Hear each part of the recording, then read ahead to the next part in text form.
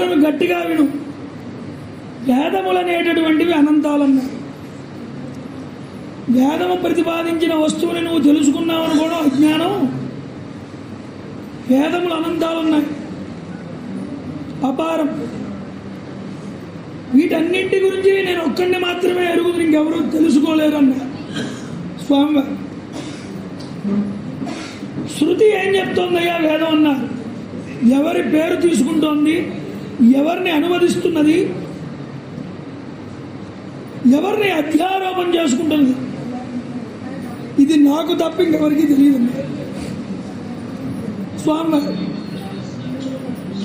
ఉద్ధవ, ప్రపంచంలో ఏ మత గ్రంథము కూడా దాని యొక్క ధర్మాన్ని వర్ణించి, పరమేశ్వరుని వర్ణించి, చివరికి పరమేశ్వరుడే సత్యం నేను కాదు అని చెప్పదు.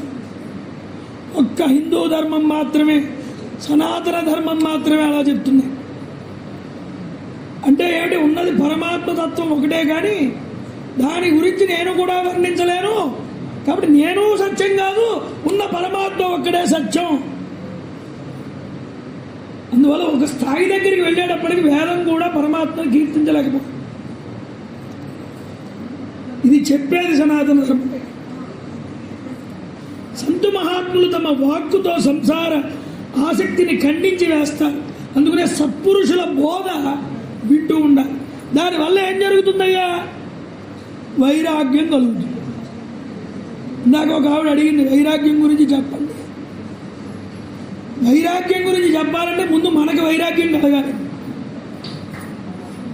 లేకపోతే మనం వైరాగ్యం కలగలేదు. కాబట్టి నాకు ఇంకా వైరాగ్యం కలగలేదు, కాబట్టి దాని గురించి నేను చెప్పలేకపోతున్నాను. అయితే వైరాగ్యానికి అర్థం ఏమిటి అంటే, రాగమునందు ఆసక్తి విడిచిపెట్టడం.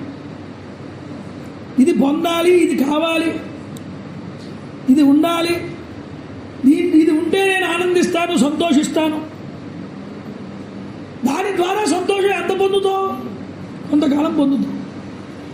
దానితో ఇంకా రాగం ఎక్కువైపోతే అది లేకుండా నేను ఉండలేను, అయ్యయ్యో జలభరతుడు పెట్టుకున్నట్లుగా జింక పిల్ల మీద మోహం పెట్టుకున్నట్లుగా దాని మీద వ్యామోహం పెట్టుకుపోతాం. ఈ రాగ గుణాన్ని విడిచిపెట్టడమే వైరాగ్యం. అది ఒకళ్ళ మీద ఉంచుకుని ఒకళ్ళ మీద వదిలిపెట్టడం కాదు, వదిలితే అన్ని వీటి మీద వదిలేయాలి. అప్పుడు శాశ్వతమైన బ్రహ్మానందం పొందుతావు. లేకపోతే పరబ్రహ్మ నుంచి ప్రతి ఆనందాన్ని అప్పు తెచ్చుకుంటావు. కాబట్టి ఇది ఆనందం. వైరాగ్యం వస్తే అది బాధ కదండి అంటారు.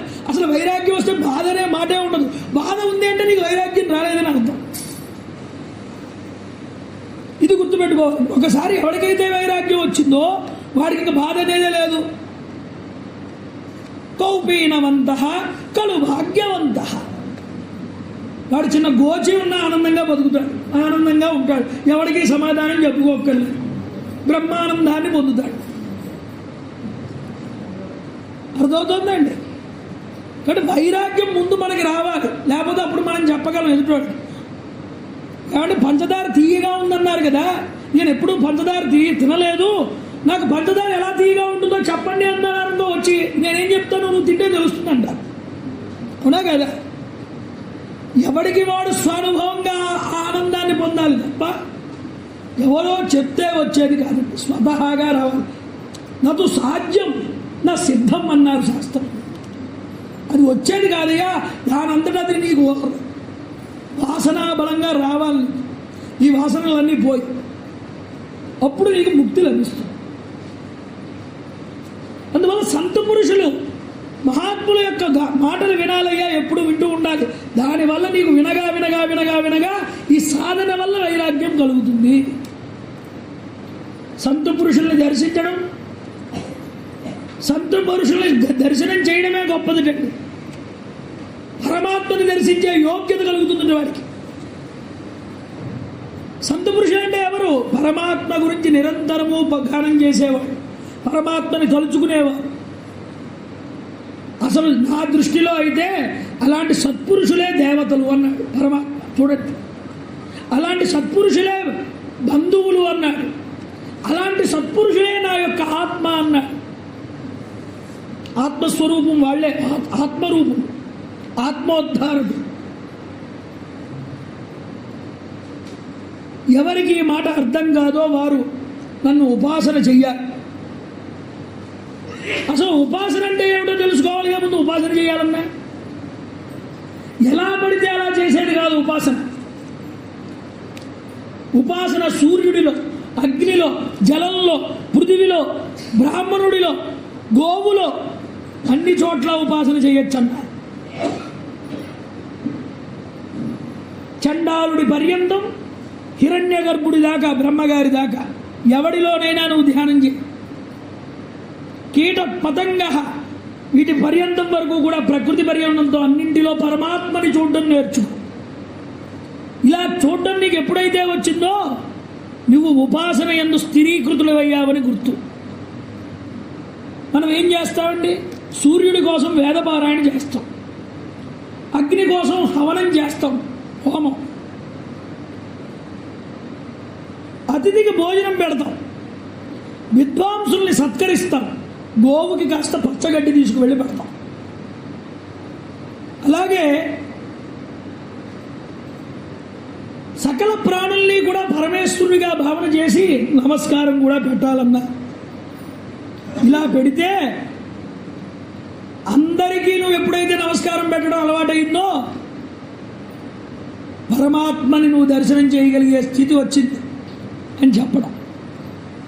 అందుకనే ఉద్ధరే ఆత్మనాత్మానం. నీ ఆత్మని నువ్వే ఉద్ధరించాలి. ఎలా ఉద్ధరిస్తావు? ఈ ఆత్మని అన్నింటిలోనూ చూడు. ఇతరుల్ని చంపారనుకోండి దాన్ని హత్య అంటారు. నిన్ను చంపుకున్నావనుకో నువ్వు, అది హత్యే. ఎందుకు అది కూడా హత్య అయింది? అందులో ఉన్న ఆత్మ నీలో ఉన్న ఆత్మ ఒకటే కాబట్టి. అంటే ఆత్మ పూజ అనేది ఒకటి ఉన్నదండి. దీన్ని వర్ణించాడు ఇక్కడ. భోగైరాత్మనమాత్మ అని గీతలో ఈ మాట చెప్పారు. కర్షయంతః శరీరస్థం భూతగ్రామమచేతసం మాం చైవాంతః శరీరస్థం తాన్ విద్యాసుర నిశ్చయాన్. గీతా అభ్యాసంలో గీతలో 17వ అధ్యాయంలో చెప్తారు ఈ శ్లోకం. ఒకరు వచ్చి ఒక మహాత్ముడిని, ఒక గొప్ప ఆయన్ని అడిగారు ఓ ప్రశ్న. మా మీద భగవంతుడు ప్రసన్నుడయ్యాడు అంటే మేము ఎలా తెలుసుకోవాలండి అని అడిగారు. ఆయన ఒకటే సమాధానం చెప్పాడు. నాయన, నీ భోగంలో కానీ, నీ జీవన శైలిలో కానీ, నీ క్రియాకలాపాల్లో కానీ, నీ మానసిక స్థితిలో కానీ నువ్వు తృప్తి చెంది ఉన్నావు, ఆనందంగా ఉన్నావు అంటే భగవంతుడు నిన్ను అనుగ్రహించాడని లెక్క. నువ్వు ఆనందంగా లేవంటే నీకు భగవద్ అనుగ్రహం రాలేదని లెక్క. ఇది గుర్తుపెట్టుకోమన్నారు. కాబట్టి చెప్తున్నారండి ఇక్కడ దృష్టాంతము ప్రతిజ్ఞ. ఇక్కడ మాట్లాడుతున్నారండి. 2 రకాల మాటలున్నాయి శాస్త్రంలో, దృష్టాంతము, ప్రతిజ్ఞ. ఒక విజ్ఞానం నుండి ఒక సర్వ విజ్ఞానం బయటకు వచ్చిందనుకోండి, దీన్ని ప్రతిజ్ఞ అన్నారు. అర్థం కాలేదండి అంటారు మీరు, నాకు తెలుసు. బంగారం నుండి చాలా నగలు బయటకు వచ్చాయని అన్నాను అనుకోండి, ఇప్పుడు అర్థమైందా? దీన్ని దృష్టాంతం అన్నారు. ఆ ప్రతిజ్ఞకి దృష్టాంతం చెప్పాలి అంటే ఉదాహరణ ఇది. కాబట్టి ప్రతిజ్ఞ, దృష్టాంతపు 2 మాటలు ఉన్నాయి. ఒక పరమాత్మ నుండి ఒక వస్తువు పుట్టింది, దాని నుండి ప్రపంచం వ్యాప్తి చెందింది. దీన్ని ఏమంటారన్నారు? దీన్ని ప్రతిజ్ఞ, దృష్టాంతం 2 ఇందులో కనిపిస్తున్నాయన్నారు. ఎందుకని? ఒక జ్ఞానం నుండి ఒక మహాజ్ఞానం ఉద్భవించింది. అర్థమైందా? అందువల్ల ఇక్కడ ప్రతిజ్ఞ ఉన్నది, దృష్టాంతము కూడా ఉన్నది. అందువల్ల ఏమయ్యా, ఇది ప్రకృతి అన్నారు. పరమాత్ముడిలో ఇది ఒక అంగం, ప్రకృతి అనేది. పరమాత్మ కంటే అన్యమైనదంటూ ఏదీ లేదు. అందువల్ల పూజ అనేటటువంటిది చేస్తే భగవంతుడికి భావన ముఖ్యం చాలా. ఈ భావన వల్ల ఏమైందన్న అంతఃకరణ శుద్ధి జరిగింది. భగవంతుడు ఉద్ధవుడికి ఉపదేశిస్తున్నాడండి. మంచి చెడు అనేటటువంటివి రెండు పలక్కురా. మంచి చెడు రెండు ఆలోచించకు, పక్కన పాడే. మంచి చెడు ఈ రెండు కూడా చేయకు. ఈ విధంగా ఆత్మస్వరూపుడివై పరమాత్మలో లీనమై మహాత్ముడు విహరిస్తూ ఉంటాడు ఎప్పుడూ కూడా. జ్ఞాని వాడికి రెండు సంబంధం లేవన్నారు. మంచి చెడు రెండిట్లతో సంబంధం లేదు. కానీ నువ్వు ఒకటి ఆలోచించాలరా అన్న. ఏం ఆలోచించాలన్నా? భగవంతుడు అంటున్నాడు, ఎవడికి వాడికి వాడి స్వభావం అనేటటువంటిది ఒకటి ఉంటుంది. ఇప్పుడు లోకం ఉందండి, ప్రకృతి పరంగా భగవత్ పరంగా రెండు రకాలుగా కూడా చూపిస్తాడు ఇక్కడ ఏకత్వాన్ని. ఏకత్వం ఎలా సిద్ధిస్తుంది? ప్రకృతి కూడా ఏకత్వాన్ని చూపిస్తోంది కొన్ని సందర్భాల్లో అన్నాడు. ఎలా చూపిస్తోందయ్యా? చెట్లున్నాయి, ఫలాలు ఇస్తున్నాయి. ఆవుంది, పాలిస్తోంది. నదులున్నాయి, ప్రవహిస్తున్నాయి. చంద్రుడు, నక్షత్రాలు ఉన్నారు, ఆకాశంలో ప్రకాశిస్తున్నారు. ఇవన్నీ ఏమిటండి అన్న? వాటి వాటి స్వభావాలండి అన్న ప్రకృతిలో. అలాగే ప్రకృతిలో వాటితో పాటు నువ్వు కూడా ఉన్నావు. నీ స్వభావం నీది. ప్రకృతిలో ఉన్న వాళ్ళందరూ ఒకటే అయినా ఎవరి స్వభావాలు వాళ్ళవే అని ప్రకృతి చెప్పి ఏం చెప్తోంది? కాబట్టి ప్రకృతిలో ఉన్న వాళ్ళందరూ ఒకటేనయ్యా అంటు. ఆత్మదృష్టిలో చూసినా కూడా అందరూ ఒక్కటే. అంటే ప్రకృతి ఏకత్వాన్నే బోధిస్తున్నది, పరమాత్మ కూడా ఏకత్వాన్నే బోధిస్తున్నాడు. స్వభావాలు వేరంతే, కానీ వచ్చిన ప్రకృతిలో ఉన్న వాళ్ళందరూ ఒకటే. ఎవరైతే ఈ నిందాస్తుతి అనే రెండు మాటలు ఉన్నాయో వాటి ఎందు పడిపోతారో వారికి ఆత్మచింతన అనేది ఎప్పటికీ కలగదు. ఒకడు పొగిడితే పడిపోతాడు, ఒకడు తిడితే కుమిలిపోతాడు మరొకడు. ఈ రెండూ ఉండకూడదుట. అలా లేనప్పుడే ఆత్మచింతన కలుగుతుంది. సమదృష్టి అన్నారు, ఇది భగవద్దృష్టి. రెండూ ఒకటే. తత్వ పదార్థ చింతన కూడా జరగదు, భగవత్ చింతన అనేటువంటిది కలగదు. గుణదోషాల్లో చిక్కుబడిపోయి భగవంతుడినే మర్చిపోతూ ఉంటారు. ఒక మహాత్ముడు అన్నాడండి ఒక మాట. ఏమన్నాడు అంటే, ఒక వ్యక్తిలో గుణాలు చాలా ఎక్కువగా ఉన్నాయి, అలాగే దుర్గుణాలు కూడా, దోషాలు కూడా ఒకటో రెండో ఉన్నాయి. ఆ రెండు గుణాలు, దుర్గుణాలు, దోషాలు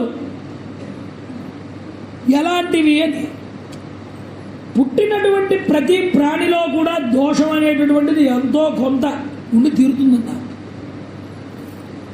పిల్లాడు చాలా అందంగా ఉన్నాడు, బిడ్డ. తల్లి ఏం చేస్తుంది? దిష్టి తగలకూడదని ఇంత దిష్టి చుక్క తీసుకొచ్చి బొగ్గన పెడుతుంది. అది ఏమిటి? వాడికి శోభే, వాడు ఇంకా అందంగా కనిపిస్తాడు. చంద్రుడిలో ఉన్నది మచ్చ, అది మంచి పండు వెన్నెలలో వెన్నెల వర్షింపజేస్తోంది. ఈ మచ్చ దాంట్లో కనిపిస్తోందా? కొట్టుకుపోతుంది. అలాగే కాళిదాసు ఒక చోట అంటాడు, ఏకోపి దోషో గుణ సన్నిపాతే నిమజ్జతి ఇందోహో కిరణేష్వివాక. అర్థం ఏంటంటే, ఎక్కువగా గుణాలు మనిషిలో ఉన్నాయనుకోండి, ఒకటో రెండో చెడు గుణాలున్నా అవి పెద్ద ప్రకాశించవు, కొట్టుకుపోతాయన్నారు. ఇన్ని గుణాల మధ్యలో. కాబట్టి చెప్తున్నారు, ఇలాంటి వారిలో కూడా దోషాలు వెతుక్కుని వీడికి దోషం ఉంది అని వెతుక్కునేవాడు ఉంటాడే, వాడు నిజంగా దోషం. కానీ గుణాలలో వీడికి చెడు గుణాలు పక్కన పెట్టి మంచి గుణాలు ఏరుకునేవాడు ఇంకోడు ఉంటాడు, వాడు అసలైనటువంటి గుణి అవుతాడు. పుట్టుకతో ఎవరు గొప్పవాళ్ళు కాదు, ఆ పుట్టుకతో గొప్పవాళ్ళు కారు. కానీ గొప్పతనం ఎప్పుడు వచ్చింది వాళ్ళల్లో? ఆ సంస్కార బలం వల్ల, ఆ గుణాల వల్ల వాళ్ళల్లో వచ్చింది. వాళ్ళల్లో ఏవో చిన్న చిన్న దోషాలు ఉండి ఉండవచ్చు. ఇన్ని గుణాల ముందు ప్రకాశించవయ్యా. కుండలు అనేటటువంటివి ప్రత్యక్షంగా కనిపిస్తాయి, అవి విరిగిపోతాయి, వాటి నాశనం చూడగలుగుతాం.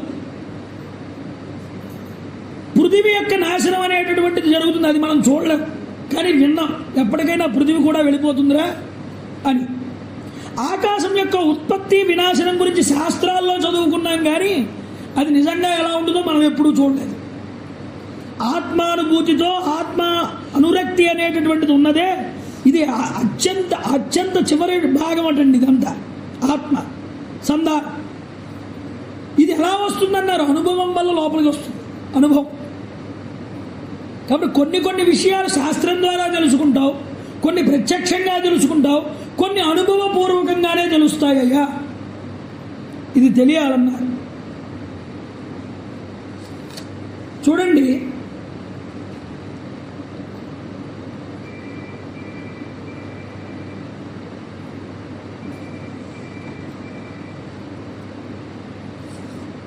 దేహం అంటే ఏమిటన్నారు, ఆత్మ అంటే ఏమిటన్నారు. వివేకం ద్వారా వీటిని వేరువేరుగా చూడాలన్నారు. శరీరం వేరు, ఆత్మ వేరు. అది వివేకం వల్లే తెలుస్తుందన్నారు. ఆత్మ దేహం ఈ రెండు ఒకటిగా కలిసి ఉన్నంత వరకు మనిషి దేహధర్మంతో, దేహం యొక్క అధర్మంలో, దేహం యొక్క నరక స్వర్గాలలో, దేహం యొక్క రాగద్వేషాలలో, సుఖ దుఃఖాలలో కూరుకుపోయి ఉంటాడు. అంటే ఏమిటి? ఆత్మ శరీరం ఒకటే అనే స్థితిలో ఉన్నప్పుడు. ఆత్మ వేరు, శరీరం వేరు అన్న స్థితి వచ్చినప్పుడు ఈ ద్వైతీభావ స్థితిలోకి వెళ్ళాడు, సుఖ దుఃఖాల మధ్యలోకి.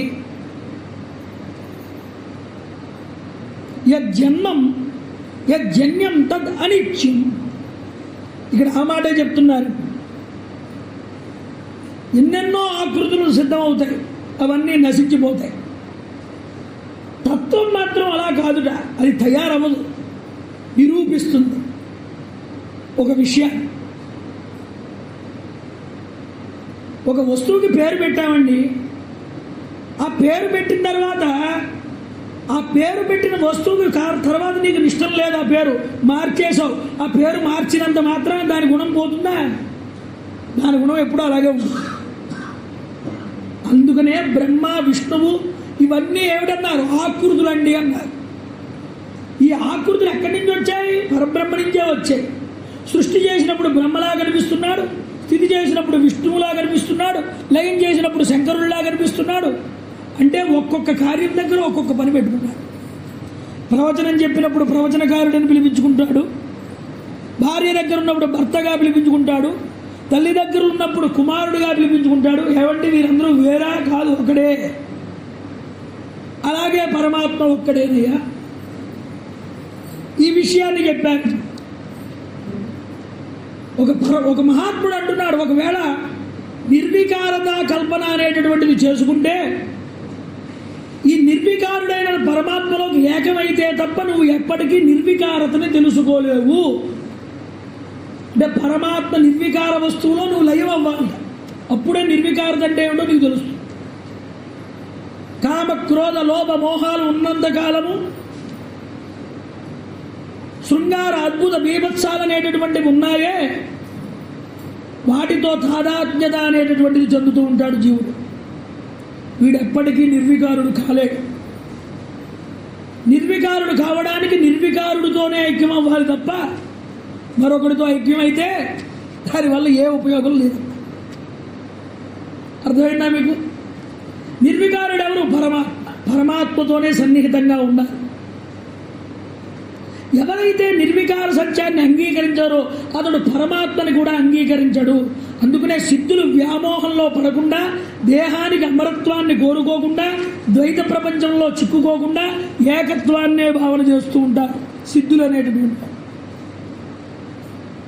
కాబట్టి పరమాత్మ యందు తాదాత్మ్యం, ఏకీకృత భావం కలిగిన రోజునే పరమాత్మతో మనం లయం కాగలం. ఇది గుర్తుపెట్టుకోండి. ఈ లోకులకు చాలా కష్టం అండి ఈ విషయాలు అర్థం చేసుకోవడం కానీ ఆచరణ చేయడం కానీ. ఈ తత్వాన్ని జీవితంలో తీసుకురావడం చాలా కఠినమైనటువంటి విషయం. అందుకనే ఏమిటంటే, నాకు ఏదైనా సాదాసీదా మాటలు చెప్పండి స్వామి అన్నాడు ఉద్ధవుడు. ఉద్ధవ, మంచిదయ్యా, ఒక పని చేయి, ఇవన్నీ పక్కన పెట్టి నా భక్తుడు అయినటువంటి నువ్వు సకల కర్మలు కూడా నా కోసం చేయి, ఇంకేమీ చేయి. నా కోసం చేశావా, మెల్లమెల్లగా నా స్మరణ వల్ల, అభ్యాసం వల్ల ఏం జరుగుతుందన్నారు? కొన్ని దినాల్లోనే నీ యొక్క చిత్తం నా యందు సమర్పితం అవుతుందన్నారు స్వామి. దృష్టి.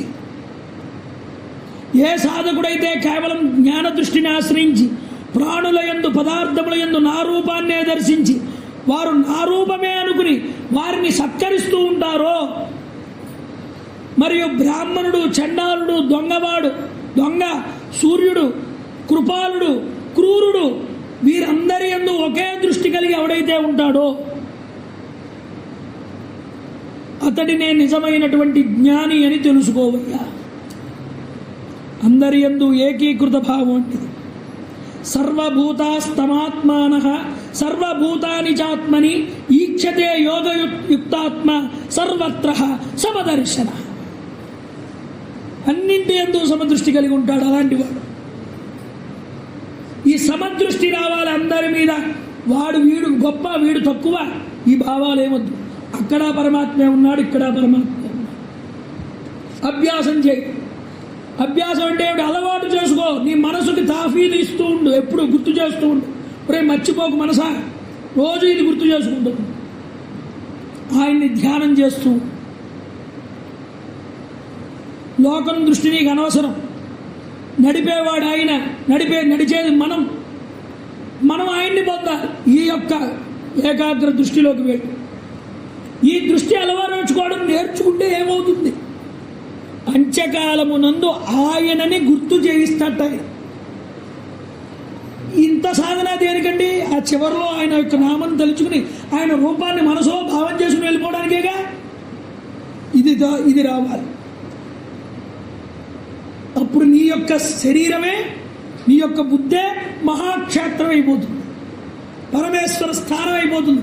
ఎక్కడో ఉన్నాడు పరమాత్మ, ఇక్కడే ఉన్నాడు. సంకల్ప సిద్ధి అనేటటువంటిది మనిషికి అక్కడ లభిస్తుందన్నా. అందరిలో పరమేశ్వరుణ్ణి చూడు. వదంతి తత్వవిద, నేనే ఈశ్వరుణ్ణి, నేనే ఈ జగత్తుని, ఒకే సత్యరూపంగా నేనే అన్నిటిలోనూ ఉన్నాను అనుకోవాలట. సత్యం అంటే ఏమిటండి?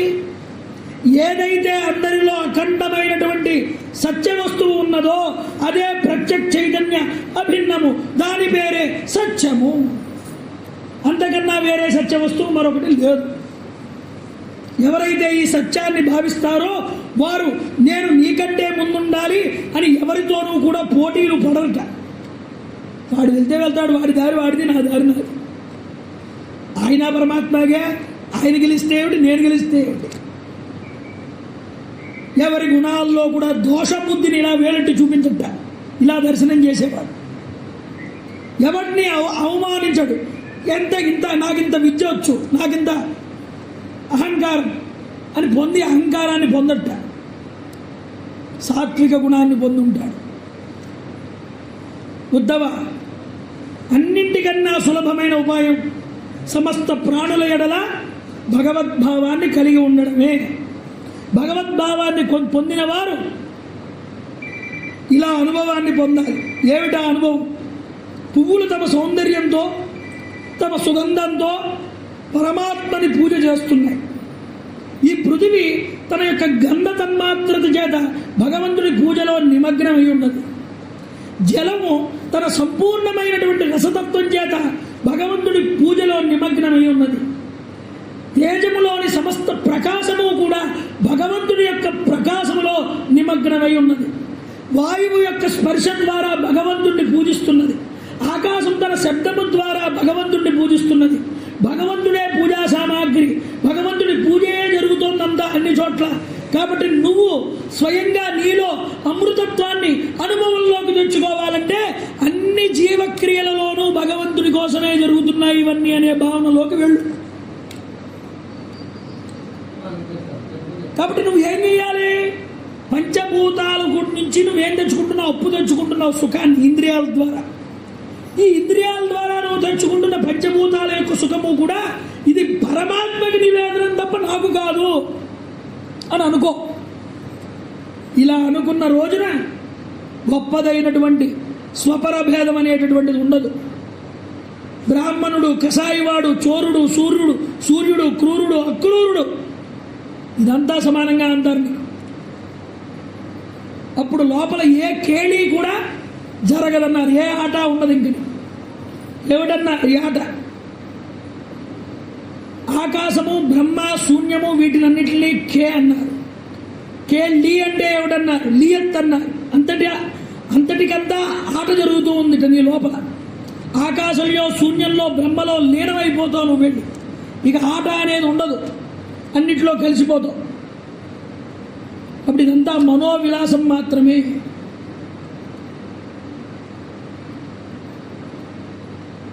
కృష్ణుడు కృష్ణుడే. కృష్ణుడు ఏడు చూసినా సర్వత్రా భగవద్ దర్శనం, ఇష్ట దర్శనం. ఒకవేళ కాకపోతే ఇక అది ఏమి భక్తి అవుతుందయ్యా అని ఉద్ధవుణ్ణి అడుగుతున్నాడు. అందుకనే సర్వత్రా అందరిలో ఉన్న తన ఇష్టదైవం యొక్క దర్శనం చేయడం అనేటటువంటిది ఉన్నదే, దీన్ని భాగవత ధర్మం అన్నారు. నీ ఇష్టదైవాన్ని అన్నింటిలో చూడు, ఇది భాగవత ధర్మం. అందువల్ల ఏంటంటే చేతులు జోడించి చెప్తున్నారు ఇక్కడ, మనుష్యుడు నా వైపు తిరిగి చేతులు జోడించి నా ఎదుట నిలబడి తనని తాను నాకు సమర్పించుకుని ఎప్పుడైతే ఉన్నాడో అతడికి ఇంకా కర్తవ్యం అనేటటువంటిది లేదు. అప్పటి నుంచి నా కర్తవ్యం ప్రారంభమవుతుందన్నారు స్వామి. అభిప్రాయ భేదాలు పెట్టుకోకండి అయ్యా, సర్వత్రా సమభావాన్ని పొంది ఉండండి. నువ్వు ఎలాంటి వాడివో నీకు భగవంతుడు కూడా మరో జీవి యందు అలాగే ఉన్నాడు, స్థిరమై ఉన్నాడు, అందరిలో భగవంతుడు ఉన్నాడని ఈ విషయాన్ని గుర్తు చేసుకోవయ్యా ఉద్ధవ. ఇది నా యొక్క ఉపదేశం. చూడండి, మాటి మాటికి భగవంతుల చరణాల మీద వ్రాలిపోయాట ఆ ఉద్ధవుడు. రోమాంచితమైపోయింది, గద్గదమైపోయింది గొంతు, హృదయం ద్రవించిపోయింది, నేత్రాలు అశ్రుపూరితములైపోయాయి. ఇంత శాస్త్రం చెప్పి చివరిలో ఒకే ఒక మాట చెప్పావు స్వామి, అది నాకు పట్టుకుంది వంటకి. ప్రతి శరీరాన్ని నువ్వు నీ యొక్క స్వరూపంగా చూడటం నేను అభ్యాసం చేస్తానన్నాడు. అలా చెప్పి అక్కడి నుంచి ఆయన దగ్గర సెలవు తీసుకుని కృష్ణ పరమాత్మ దగ్గర బద్రీనాథ్కి వెళ్ళిపోయాడు, నరనారాయణాశ్రమం. ఇక లీలను ఉపసంహారం చేయాలనుకున్నారు స్వామి. వచ్చినటువంటి యాదవులను ముందుగానే పంపించేశారు ప్రభాసకి. ఆ ద్వారక దగ్గర ఉన్నటువంటి మిగతా వాళ్ళకి సందేశం చెప్పాలిగా, ద్వారక మునిగిపోతోంది, మీరందరూ సర్దుకోండి, ఎవరికి వాళ్ళు కలియుగం ప్రవేశిస్తోంది అని చెప్పడానికి దారకుడు అనేటటువంటి వాడిని పిలిచి అతని రథం, స్వామివారి ఆయుధాలు అన్నీ కూడా వెళ్ళిపోయాయి వైకుంఠానికి. ఇంకా ఆయన ఒక్కడే ఉన్నాడు. ఆ దారకున్నవరే వెళ్ళిపో నువ్వు కూడా అన్నారు. ద్వారకకి వెళ్ళిపోయాడు. వాడు చెప్పాడు, అందరూ గొల్లుమన్నారు, స్వామివారు లేరు. కానీ ఎవ్వరికీ కనిపించలేదుటండి స్వామివారి శరీరం. ఎలా వచ్చారో అలా మళ్ళీ తన శరీరంతోనే వెళ్ళిపోయారు లోకానికి. తర్వాత ఉద్ధవుడు వచ్చాడు. ఉద్ధవుడికి జ్ఞానోదయం చేశారు. ఉద్ధవుడిని కూడా పంపించేశారు.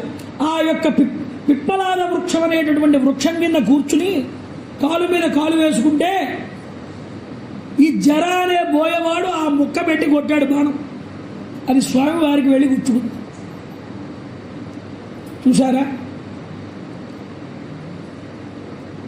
కర్మ అనేటటువంటిది భగవంతుడు కూడా కారణమేనండి. ఆయన కూడా దీంట్లో ఏమీ విడవడడు, ఉంటుంది ఆయనకు కూడా. ఇది ఎవరు తెలుసుకుంటారో వారు స్వయంగా కర్మఫలం నుండి ముక్తులవుతారు. అందుకే భగవంతుడు కర్మఫల భోక్త అవుతాడని మనం అనుకోక్కర్లేదు.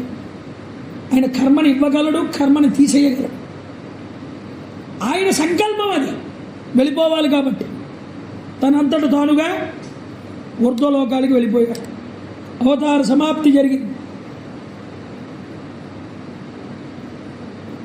పరీక్షిత్ ఒక మాట చెప్పనా అన్నారు సుఖదేవులు గారు. గురుపుత్రుణ్ణి బతికించాడు, తల్లిగారి యొక్క కుమారులు మిగతా సోదరులందరినీ బతికించి తీసుకొచ్చాడు. తనని తాను అలా ఉంచుకోలేడా, చనిపోకుండా శరీరాన్ని విడిచిపెట్టకుండా ఉండగలడు. కానీ ఎందుకు ఉండలేదయ్యా భగవంతుడు? ఆయన బతికి ఉన్నాడు అంటే మిగతా యోగులు, మిగతా మహర్షులు కూడా ఆయనలాగా మేము బతికి ఉండాలనుకుంటారట. ఎంతగానో అది తృప్తి తీరదు. అందువల్ల ఈయన ధర్మం, శరీర ధర్మం ఉందా అంటే మానవుడికి ఆ శరీర ధర్మం ఎలా ఉంటుందో ఆయనే ఆచరించి చూపించారు. చూపించిన తర్వాత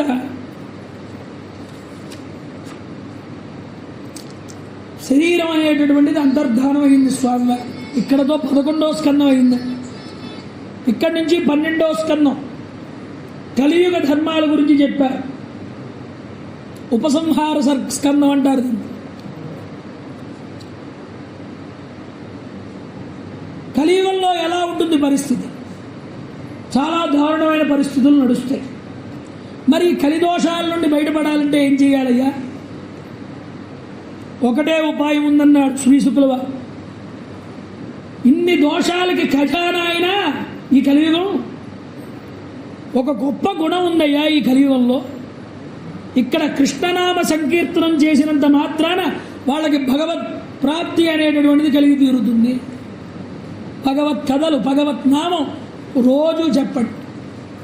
భాగవతం 7 రోజులే కాదు చెప్పడం, రోజు ఇంటిలో ఒక్క అరగంట, ఒక గంట కూర్చుని చక్కగా భాగవతంలో ఒక అధ్యాయం, కృష్ణ స్మరణ, రామాయణంలో ఒక సర్గ పోనీ కుదరకపోతే రామనామం మనం చెప్పి మన పిల్లల చేత చెప్పిస్తే, మనం ఇప్పుడు వింటున్నాం భాగవతం ఇంత వయసు వచ్చాక, వాళ్ళు చిన్నతనం నుండి భాగవతం వినడం, భాగవతం చదవడం నేర్చుకుంటారు. దానివల్ల వాళ్ళకి అజ్ఞానం తొలగిపోతుంది. మనం వాళ్ళకి అభ్యాసం చేయించడం వల్ల ఒక గొప్ప సమాజాన్ని మళ్ళీ మనం భావితరాల వాళ్ళకి అందించిన వాళ్ళం అవుతాం. శుకుడి దగ్గర నుంచి పరంపర ఇప్పటిదాకా ఆగకుండా కొనసాగుతుందంటే దైవానుగ్రహం కాకపోతే ఎవరనుగ్రహం అండి? మనుషుల యొక్క బుద్ధుల్లోకి పరమాత్మ చొప్పించుకుని వచ్చి, ఒరే నిన్ను దీనికోసం నిర్ణయం చేస్తున్నాను రా, నువ్వు వెళ్ళడానికి వీల్లేదు ఎక్కడికి, లాగి తీసుకొచ్చి కూర్చోబెడతాడు. మనం అలవాటు చేయాలి ఆ సంస్కారం పిల్లలు. సంస్కారం లేకపోతే ఏమీ రాదు. చూడండి అయ్యా మహారాజా, రాజాశ్రయం కూడా పరమాత్మయే, ధర్మాశ్రమం కూడా, ధర్మాన్ని ఆశ్రయించడం కూడా అది పరమాత్మతత్వమే, కాలాన్ని ఆశ్రయించడం కూడా ఇది పరమాత్మతత్వమే, ప్రళయమునందు కూడా ఆశ్రయించడం ఉన్నదే అది పరమాత్మయే. ఇవన్నీ పరమాత్మ రూపాలు. 4 రకాలైన ప్రళయాలు ఉన్నాయన్నాడు లోకంలో. ఏమిటి ప్రళయాలన్నారు? నిత్య ప్రళయము, నైమిత్తిక ప్రళయము, మూడవది ప్రాకృత ప్రళయము, చివరిది ఆత్యంతిక ప్రళయము అన్నారు. ఆత్యంతిక ప్రళయానికే మోక్షం అని పేరు. ఈ మోక్షం ఎక్కడి నుండో వచ్చేది పోయేది కాదయ్యా, ఏదో జరగటం జరగకపోవడం అన్నది కాదు. ఇది నిత్యము ముక్తమే. దాన్ని నువ్వు నీకొచ్చి నిన్ను అనుగ్రహించాలంతే, నిన్ను పట్టుకోవాలది ఆ వైరాగ్యం. అప్పుడు ముక్తి ఆటోమేటిక్గా లభిస్తుంది. శుకుడు ఆఖరికి పరీక్షణ్ మహారాజు గారికి ఈ విధంగా ఉపదేశం చేస్తున్నాడు. ఆత్యంతిక ముక్తి లభించిందట ఎవరికి? పరీక్షణ్ మహారాజు గారు.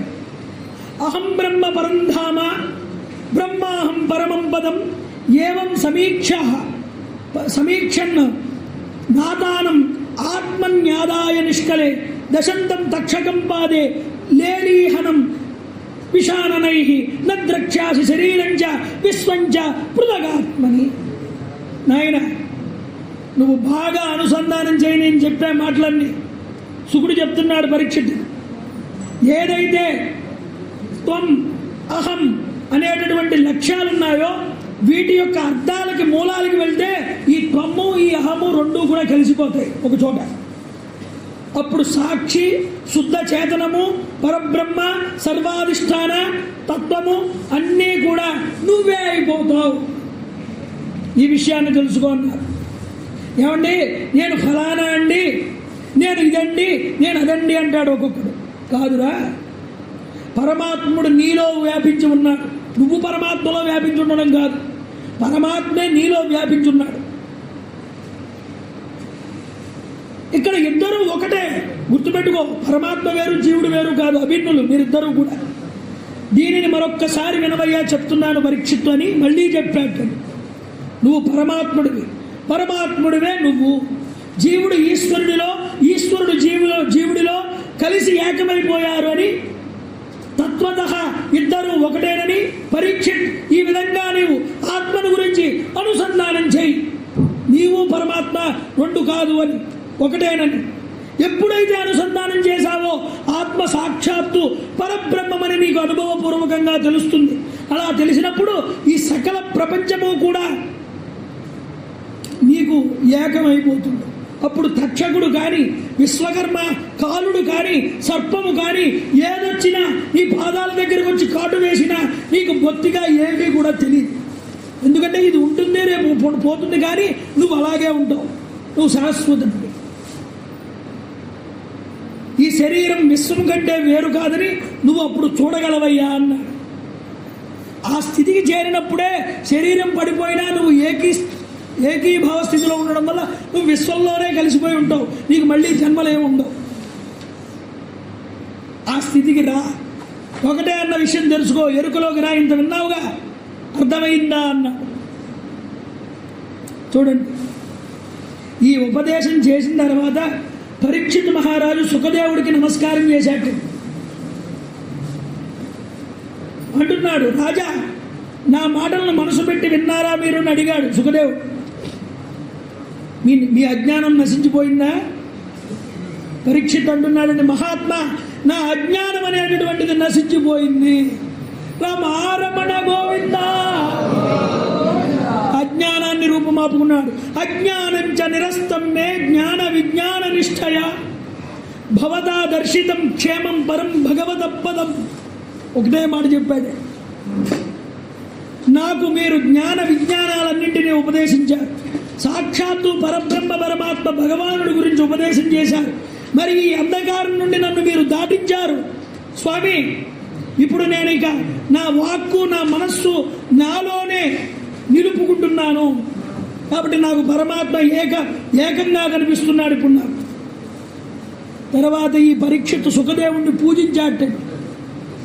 పూజించి బాగుంది నాన్న, ఇక నీకు భయం లేదు, నీకు చావు లేదు ఆశీర్వదించారు సుఖదేవుడు. ఇక వెళ్ళి వస్తానన్నారు స్వామి.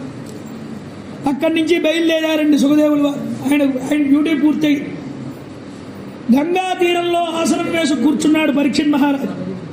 పరమాత్మనే చింతన చేస్తున్నట్ట. చూడండి, ఈ సృష్టిలో జన్మించిన ప్రతి ఒక్కడు కూడా కాలుడి యొక్క చేతిలోకి వెళ్ళిపోవాల్సిందే. అయితే తక్షకుడు అనేటటువంటి వాడు వచ్చాడు. వస్తే పరమాత్మ చూడండి ఈ పరీక్షిత్తులు కాటు వేశాట. ఈ కాటు వెయ్యకముందే జీవన్ముక్తిని పొందాడయ్యా పరీక్షిత్తు. ఇక కాటు వేయడం నిమిత్త మాత్రం అయింది. రమారమణ గోవింద.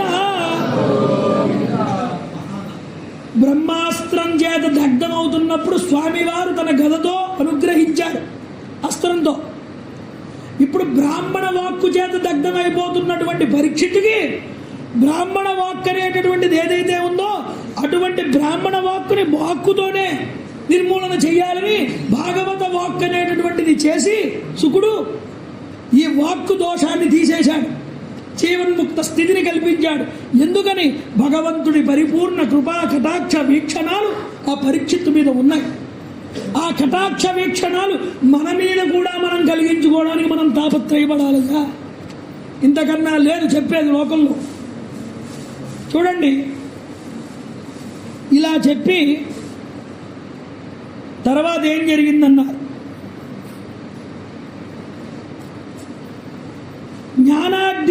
జ్ఞానాగ్ని చేత దగ్ధమయ్యాడు. ఎవరు? పరీక్షిత్. ఇలాంటి జ్ఞానాగ్నితో దగ్ధమైపోయినటువంటి పరీక్షిత్తుకి లౌకిక అగ్ని ఏం చేస్తుందయ్యా? పరీక్షిత్తు కాల్చాడు కాటేసి, ఆ కాల్చక ముందే ఆయన జ్ఞానాగ్నిలో కాలిపోయాడండి. ఈ లౌకికాగ్ని అతన్ని ఏమీ చేయలేదన్నారు.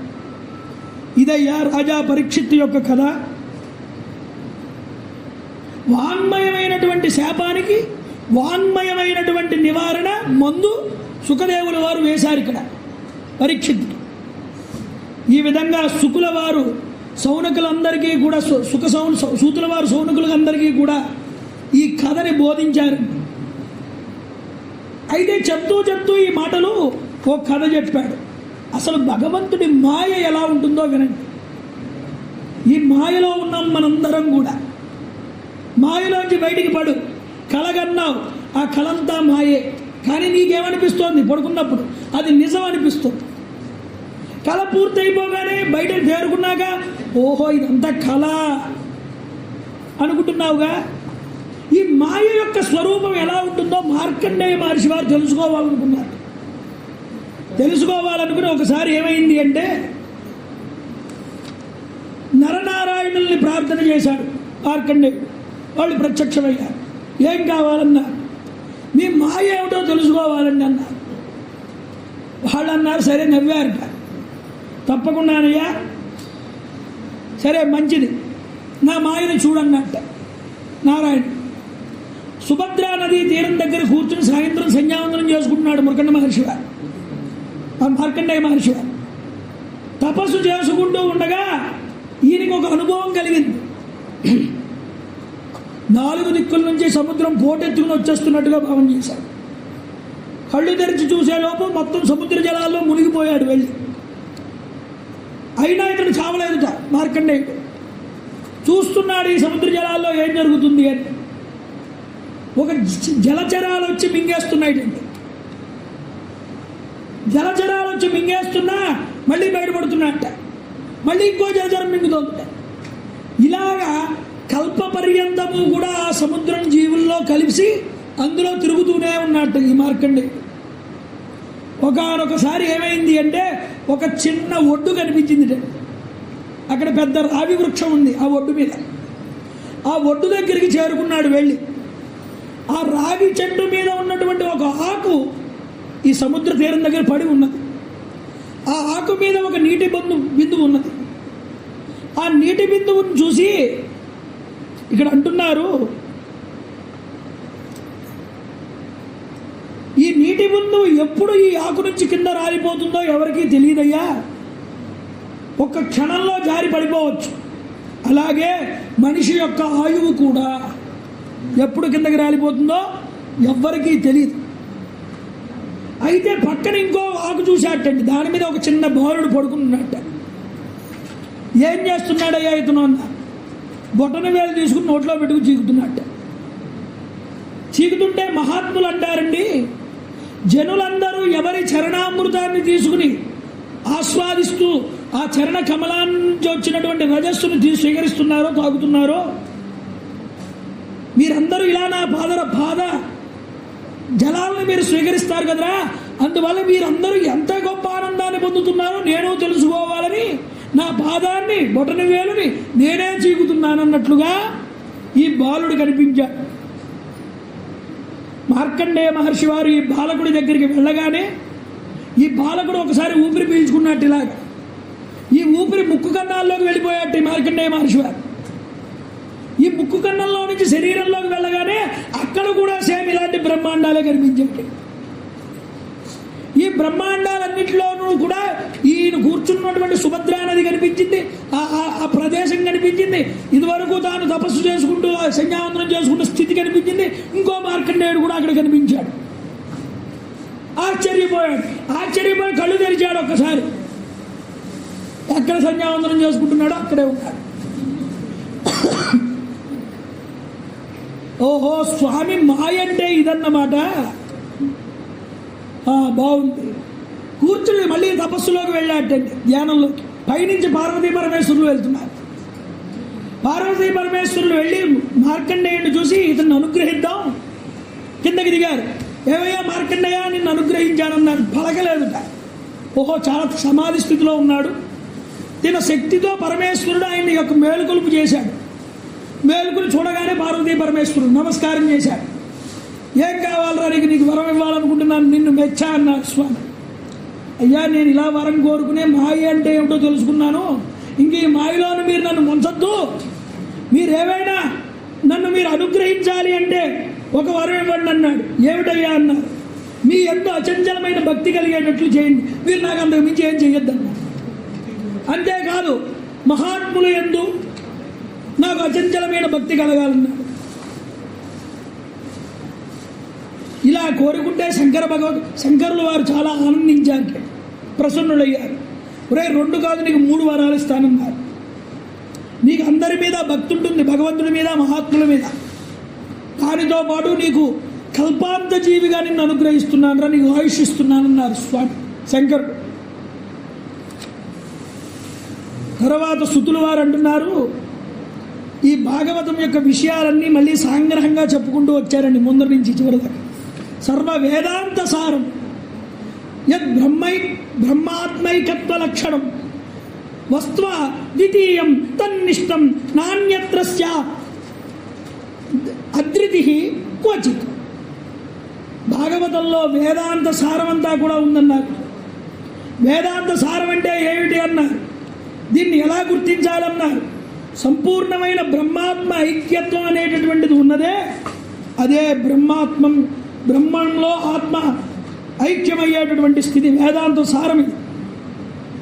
అదే దాని గుర్తన్నారు. సర్వ వేదాంత సారం శ్రీమద్భాగవతం ఇష్యతే తద్రసామృత తత్వస్య నాణ్యత్ర స్యాద్రతి క్వచిత్. సర్వ వేదాంత సారమైనటువంటి భాగవతంలో ఎవరికైనా ప్రీతి అనేటటువంటిది కలిగితే ఈ భాగవతం మీద, ఈ రసామృతంతో తృప్తి కలిగినటువంటి వాడు మరెక్కడా కూడా వేరే అభిరుచి అనేటటువంటిది పొందాడు. ఈ భాగవతం మీద ఒక్కసారి రుచి కలిగేలా ప్రయత్నం చేయి. ఇంకా దేని మీద నీకు ఆసక్తి ఉండదు, రుచి ఉండదు, కోరిక ఉండదు. నీకు నిరంతరమే నీ జీవితం భాగవతం అయిపోతుంది. దీన్ని ఒక్కసారి రుచి చూడండి అయ్యా. రుచి చూపించేవాడు దొరకాలి, రుచి చూడడం నీకు తెలియాలి, దాన్ని ఎలా తినాలో నీకు అర్థం అవ్వాలి. ఇన్నున్నాయి ఇందులో. వంటవాడు మంచివాడైతే తినేవాడు చక్కగా తింటాడు. కాబట్టి భాగవతం వక్త శ్రోత, వక్త ఇచ్చే అనుగ్రహం, అలాగే వినేవాడు చూపించేటటువంటి శ్రద్ధ, ఈ రెండూ కలిస్తేనే ముక్తి భక్తి ఈ రెండూ పుడతాయ్యా. అందువల్ల ఇదేమిటి, భాగవత సప్తాహం అనేటటువంటి వివాహం ఇది. ఈ వివాహం చేస్తే పెళ్లి కొడుకుకి పెళ్లి కూతురికి వక్త చూపించే అనుగ్రహం పెళ్లి కొడుకు, శ్రోత వినేటటువంటి శ్రద్ధ ఏదైతే ఉందో అదే పెళ్లి కూతురు. వీటికి కనుక పెళ్లి చేస్తే 7 రోజులు వెంటనే వైరాగ్యము, మోక్షము, భక్తి ఇవి మనకి కలుగుతున్నాయి సత్య ఫలితంగా. ఇది చూపించారు ఇక్కడ. భక్త్య భాగవతం గ్రాహ్యం నా అభ్యాసేన న విద్యతే. భాగవతం వినడం వల్ల, అభ్యాసం చేయడం వల్ల నీకు భక్తి అనేది వస్తుంది. భక్తి కలిగిన తర్వాత మళ్ళీ భాగవతం విను, వైరాగ్యం కలుగుతుంది. దీనివల్ల ఏమొస్తుంది, మోక్షం వస్తుంది. ఇంతకు మించి ఏం చెప్పారు, ఇది అర్థం చేసుకోవాలి. భవే భవే యదా భక్తి పాదయోస్తవ జాయతే తథా కురుష్వ దేవేశ నాదస్త్వన్నో యత ప్రభో నామ సంకీర్తనం యస్య సర్వప్రాప ప్రణాశనం ప్రణామో దుఃఖ శమనంతం నమామి హరిం పరం. చూడండి ఎంత గొప్ప మాట, నమామి హరిం పరం. ప్రభో మీరు నాకు ప్రభువులు అన్నారట, కీర్తించారు. సౌనకాదులందరూ కూడా సూత మహాముని, జన్మ జన్మలకు మీ చరణముల యందు మా హృదయంలో భక్తి నిశ్చలంగా ఉండేలాగా భగవంతుని యొక్క చరణాల మీద మమ్మల్ని అనుగ్రహించండి అన్నారు. కృప చూడమన్నారు. పరమాత్మని ధ్యానం చేస్తూ స్వామి మేము మీ దాసులమండి అన్నారు. ఎవరి నామ సంకీర్తన వల్ల సకల మంగళములు అనేటటువంటివి జరుగుతాయో, అమంగళాలన్నీ నశిస్తాయో, ఎవరి యొక్క చరణములలో ఆత్మసమర్పణ అనేటటువంటిది చేస్తామో ఆ దాని వల్ల సమస్త దుఃఖాలు కూడా నశిస్తాయో అటువంటి శ్రీహరి యొక్క భగవానుణ్ణి నేను నమస్కరిస్తున్నాను మనస్ఫూర్తిగా అని ప్రార్థన చేశారు ఇక్కడ.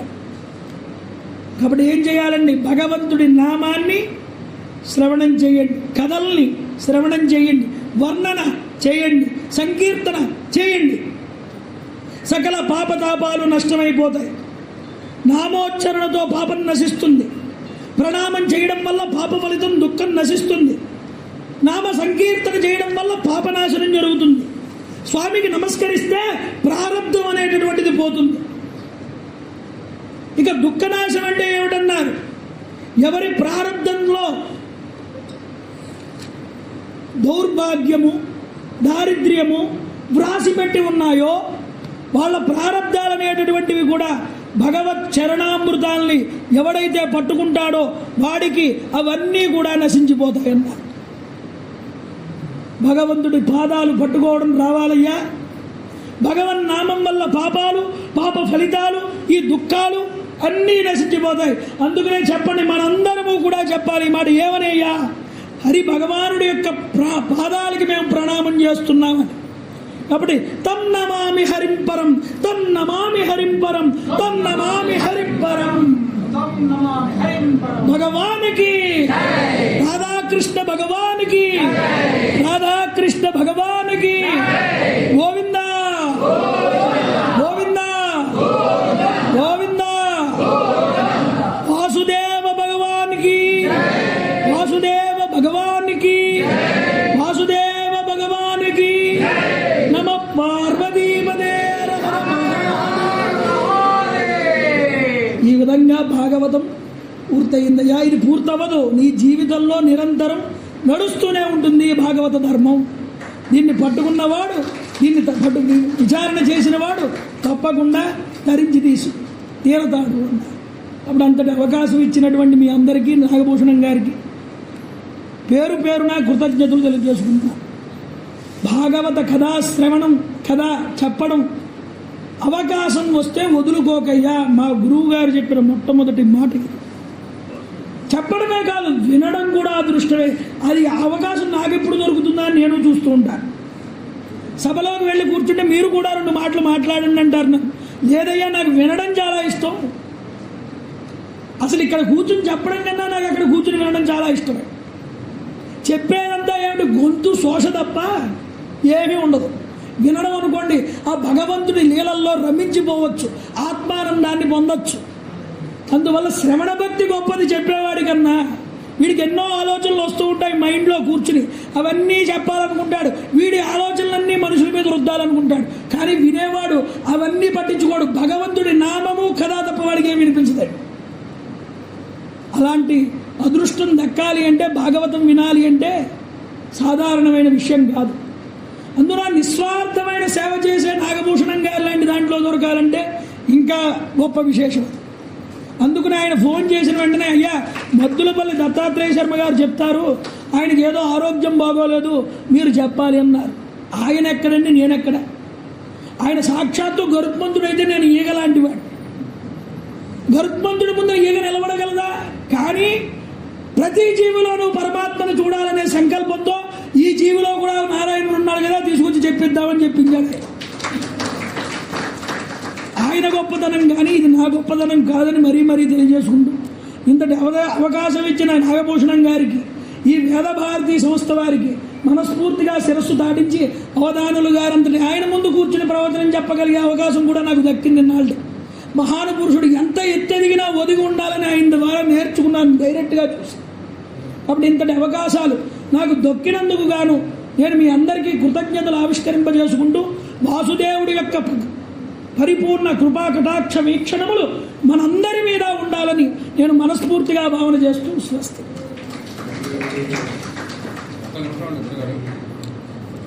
విష్ణుమూర్తిలో ఆయన మహాత్ములుగా మీరు వచ్చి మమ్మల్ని అందరికీ సెలెక్ట్ చేశారు. అది మా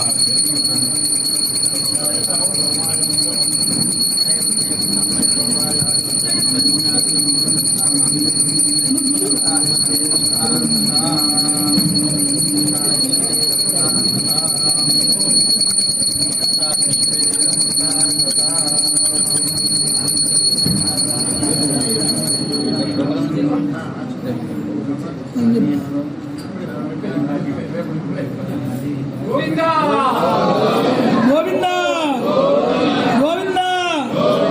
రాధే కృష్ణ రాధే కృష్ణ రాధే కృష్ణ. నమ పార్వతీపదే. సర్వం శ్రీ ఉమామహేశ్వర పరబ్రహ్మ. ఓం నమో భగవతే, ఓం నమో భగవతే. సర్వం శ్రీ ఉమామహేశ్వర బ్రహ్మార్పణమస్తు. కాళే వర్షతు పర్జన్య పృథివీ సత్యశాలిని. జై గురుదేవ దత్త.